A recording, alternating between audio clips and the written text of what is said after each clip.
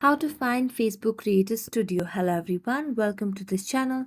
I'm Emily and I'm here to help you out today. So without any delay, let's get started. So first of all, launch the Facebook application on your device and make sure that you're logged into your account.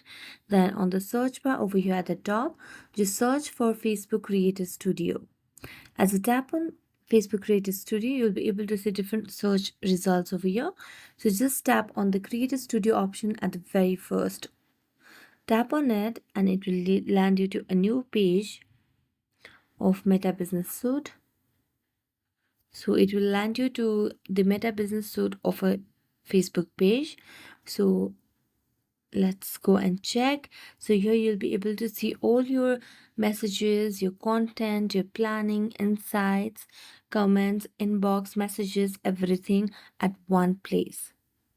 So thank you so much for watching this video. If you enjoyed watching it, don't forget to like, subscribe and hit the bell notifications.